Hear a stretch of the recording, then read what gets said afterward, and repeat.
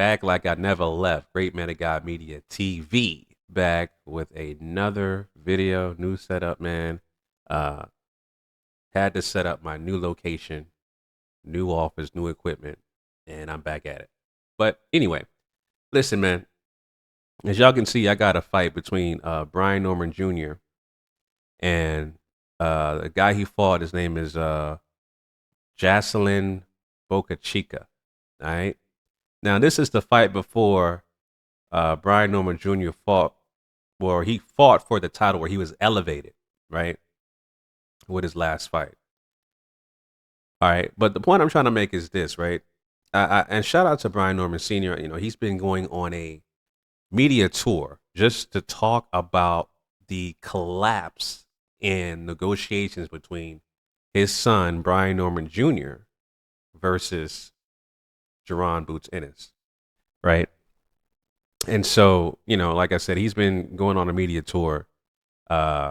It's funny because I hear him talking, and you know, he'll say, "No disrespect." Anytime you have a preface or a disclaimer saying "no disrespect" and proceed to disrespect somebody, what you said aforementioned meant nothing, right? So he proceeds to disrespect Jerron Boots Ennis.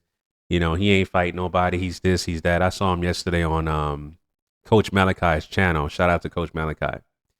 And he had footage of Jerron Boots Ennis fighting against Karen and Roman Villa last year. And he was like, look at him. Look at his opponent. He ain't doing nothing. You know, just trying to discredit his resume. When respectfully, your son, who's he fought? You know what I'm saying? You're fighting on an undercard from a prospect who doesn't even have a championship belt, as in Keyshawn Davis, right? So you know, that's a travesty right there, a huge travesty. But you know, this is what I want to remind Senior, right? This is what I want to remind him. This, right?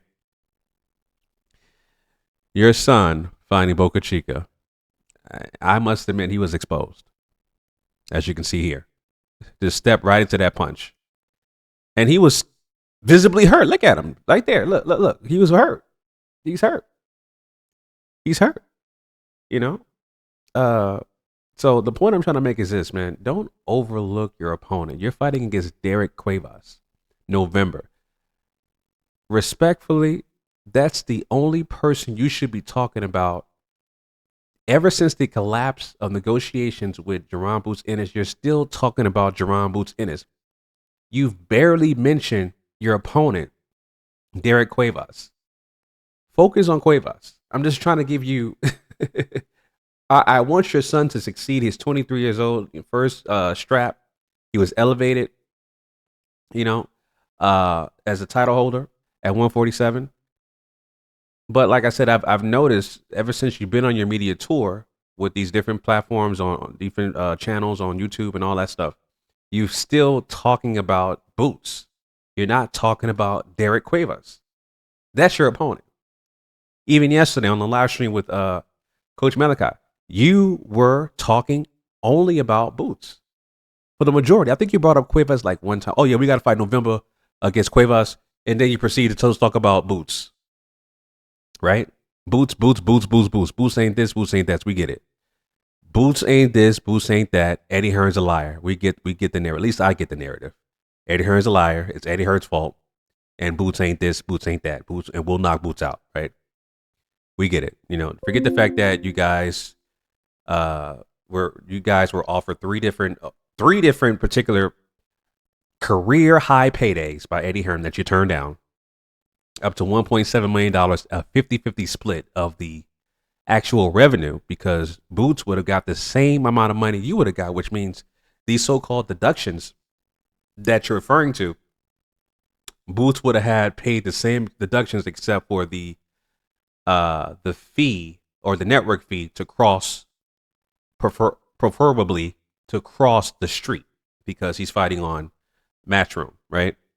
Other than that, you know, he would have had the same deductions, you know, taxes, trainers, etc. So it was a 50-50 split. But you turned it down. But like I said, if you guys notice, you know, he's only been talking about Boots. and he has a fight coming up. So let's remind you, bro. Your son was visibly hurt against Boca Chica 2 fights ago, knocked down and stunned. We've never seen Boots stunned or hurt. Now the guy you're fighting, I ain't gonna hold you. I ain't never heard of him. I'm gonna look him up. Let me see. Look him up right now. Got to bring up your son's box rec first, and then bring up his upcoming fight. Okay, Derek Cuevas. Here you go, right here. He is 27-1. Who'd he lost to? Split decision. So hey, it was a close fight. Daniel but whatever. I don't know who that guy is. And who's 23-8. All right. Well, he lost to a guy with 8 losses, but it was a split decision, so it was a close fight. Nonetheless, this will be a fight for the WBO title November 8th on the Keyshawn Davis undercard. And, like I said before, you're still focused on Jerron Boots Ennis, but you're not talking about Derek Cuevas. Focus on Cuevas. And Top Rank too, because this is what Top Rank thinks of you. They think of you as a prospect. You're a prospect champion. Right? Think about that. A prospect champion fighting on an undercard for considerably lower money than what you were offered to fight Boots. Right? And, to think logically about it, when you turn down $1.7 million, you would think you have another bigger offer somewhere else when in fact you don't. The other champions at 147, which are Stanionis and Mario Barrios, do you think those guys are going to offer you $1.7 million regardless of where the fight's going to be at? Because I'm hearing, Senior talking about we're fighting on enemy territory. Well, he's also he's also making contradictory statements because he's talking on both sides of his mouth. One minute he says we'll fight Boots in his backyard.